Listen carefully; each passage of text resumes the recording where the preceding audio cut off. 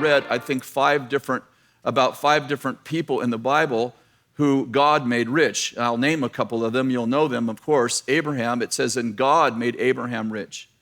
God made Isaac rich. God made Solomon the richest king. God said to Solomon, when he met Solomon in a dream, and he said, what do you want? And he said, I want wisdom to lead your people. And God said, because you did not ask for riches, power, wealth, or the head of your enemy, I'm going to give you riches, power, and wealth. And then God went on to say, you will be the richest king who ever lived, and there'll be no king after you who will be more wealthy than you. Now, how many of you understand that Solomon's riches was directly attached to his relationship with God? How many understand that Abraham's riches, can you turn those two lights down, please? Sorry. Abraham's riches were directly attached to his relationship with God. Are you all right? I'm saying wealth is not a sign of your relationship with God unless it is. So I'm not saying that everyone who's wealthy has a relationship with God. But I'm saying when God makes you wealthy, then that wealth is directly related to your relationship with God. So I'm saying, let's not react and say, oh, wealth isn't a sign that you have a relationship with God. Sometimes it is. And I understand what we're saying. We're saying, well, you can be poor and have a relationship with God. Of course you can. But let's not go to the other extreme and say that God doesn't make some people rich. And if God made them rich, what's your problem with them? Okay, well, anyway. No, I'm right.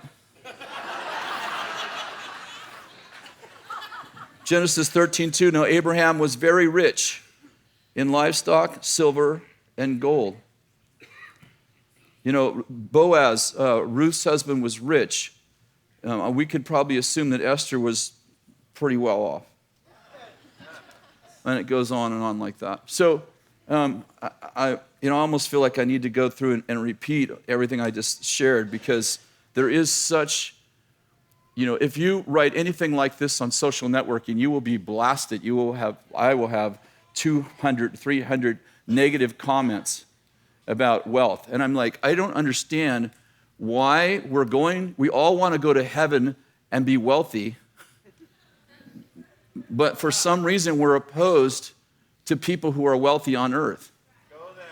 So, yeah,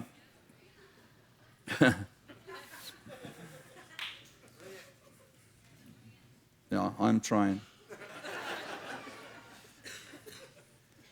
Deuteronomy 8:18 says, but you shall remember the Lord your God, for it is he who has given you the power to make wealth,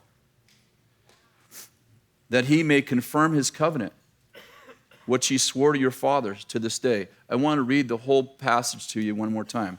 But remember the Lord your God, for it is he who has given you power to make wealth, that for the reason of, that he might confirm his covenant, which he swore to your fathers to this day.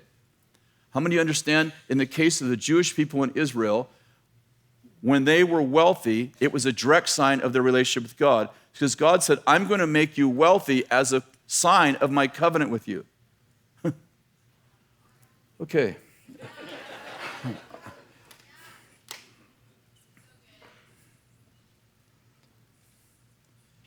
It's funny that so many people that live poor ask rich people for money.